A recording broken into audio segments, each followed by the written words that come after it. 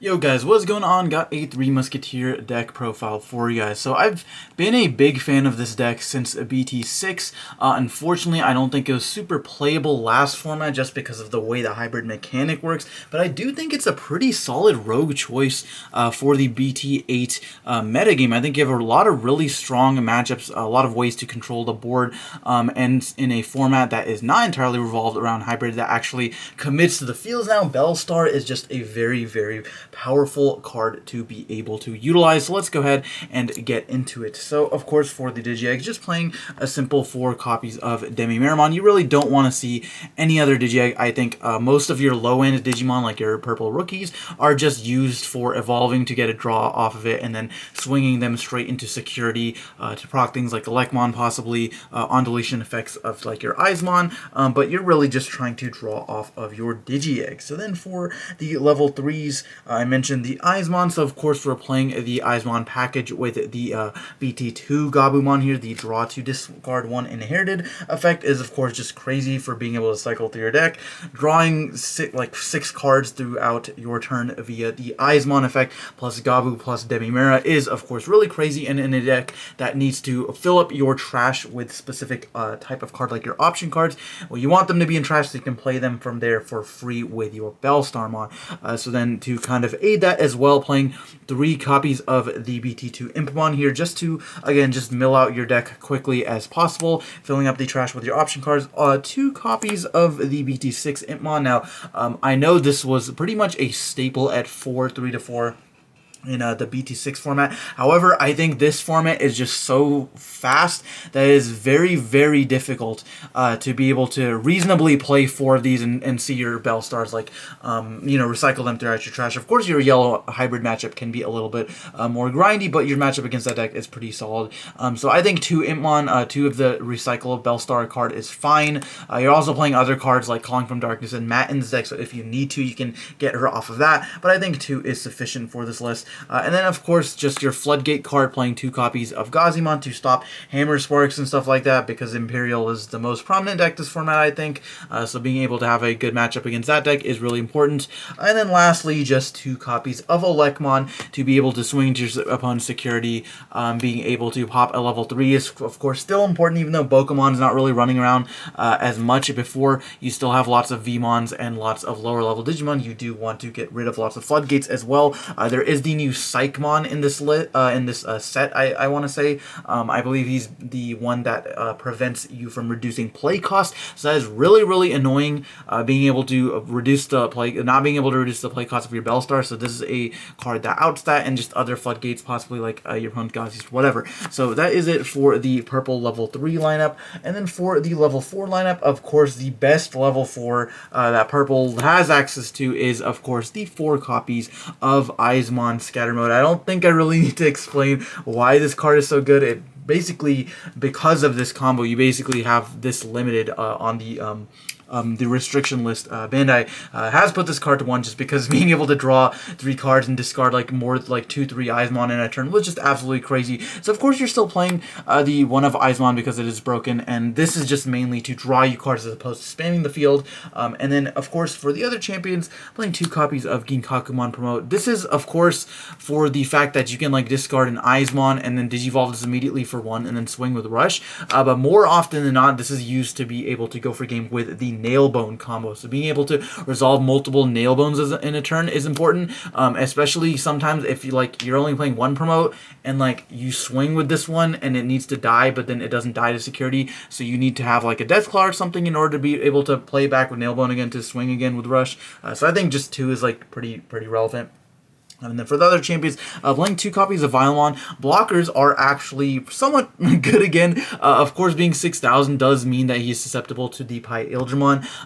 But early game, this can prevent your opponent from swinging with like the XVs and their level 3 Digimon. So Vilemon really good. And then of course to be able to bring back with Nailbone, because you don't really recover in this deck, even though it's a slower paced control deck. So sometimes you need to be able to outgrind your opponent, just be able to hold off lethal for a little bit. So this helps with that. And then of course the one ultra spicy Mecha Norimon. Now, I know what you guys are saying. This is a not a purple Digimon. However, you can bring this back off of Omnimon 4. And then, like I said, just early game, if you don't have anything else, you can just play this for 4 and have your opponent deal with that. So it's really good against the Armor Rush decks as well. So that is it for the level 4 Digimon. For the level 5 Digimon, just playing one of them, actually just one spicy copy of Rebellion. Rebellion, it can digivolve on top of purple or black Digimon, so it can ideally go on any of these guys here, usually your blocker, your Mechanori, or your Vilemon. And then, of course, he gets Retaliation blocker until the end of your opponent's next turn, so this is really, really good against, of course, Imperial Dramon, because if they DNA into a Pile Dramon, they can't bottom deck him because he's 7,000,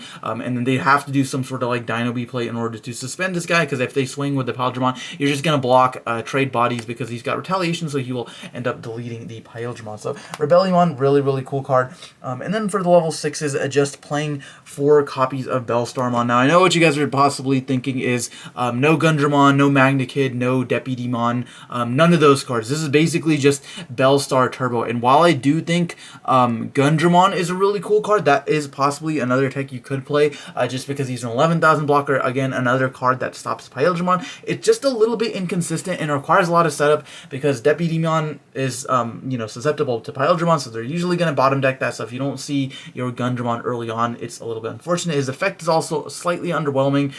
It's kind of RNG based on what you hit off the top 5, but Bellstar is just consistently good. This is pretty much the Dream Musketeer you want to see every single time. So she's got 2 really powerful effects. Being able to play her for 1, it reduces the play cost of each for each 7-cost option card / 3 Musketeer Digimon in your trash. So if you got like 5 option cards in your trash, this will cost 7 to play. So it becomes lower cost the later on you get into the game, so it gets progressively better. And then, of course, when you play her, you get to play any 7-cost option card from your trash. So that's not actually restricted to 3 Musketeer option cards, as I'm sure many of you might know. Things like Nailbone, Trump Sword, and stuff like that can also be activated. And of course, a lot of the 3 Musketeer option cards say that they can ignore the color restriction if you've got a 3 Musketeer in on the field. So that's why you can play things like Voltormer and Happy Bullet Showering. So Bellstar, just an absolute crazy card, being able to clear the boards with her. And then as a follow-up, you are also playing 1 copy of Omnimon Sword Defeat and 1 copy of Omnimon Sword. I wasn't really sure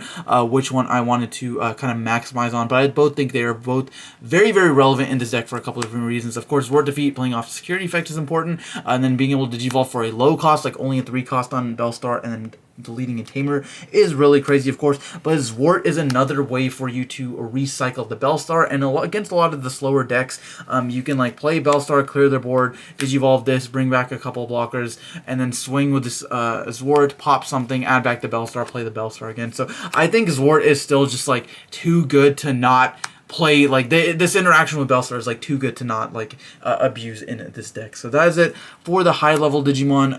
And then as far as the option cards go, you are playing a gigantic number of option cards. So first of all, a new addition from BT8 is 4 copies of Mist Memory Boost. So this card has 2 really cool effects. So it says for 1, for a 3 cost main, you can trash the top 2 cards of your deck and then trigger draw 1. So it's a consistency card, get stuff in your trash with that helps with your Bellstar, and of course has got the delay effect, just like all the other Memory Boost cards do, that you can just trash it at any point to gain 2. So this is really good in security as well, and it's also the reason why I'm actually not playing too many Memory Tamers in this deck. I'm actually playing only 1 copy Mat, as you'll see later. And then, of course, for some of the removal cards that pair with your Eismon very well is the 3 copies of Deathclaw and the 1 Calling from Darkness. So 3 Deathclaw, I know, is quite a bit, but in a format, again, similar to the last format, where there's a lot of consistency level 3s, level 4s and stuff like that, that you really want to get rid of. This kills Gatomons, this kills Vmons. This can also bait out like armor. This can kill armors, because you need to kill the armor Digimon multiple times in order to actually clear their board, which is one of the annoying matchups against this deck, is the armor deck, because like I said, all of your option cards are deletion based and they can just armor purge away. So 3 of this, and then 1 Calling from Darkness just to recycle cards. And of course, these are also really good with your Eismon. If your Eismon swings in security, hits a Tamer, an option card, doesn't die, or lower level Digimon or whatever, you can just use these to blow up your Eismon, potentially get a +2, and then delete one of your opponent's Digimon as well. So these cards, I think, are essential in pretty much any deck that's trying to abuse Eismon.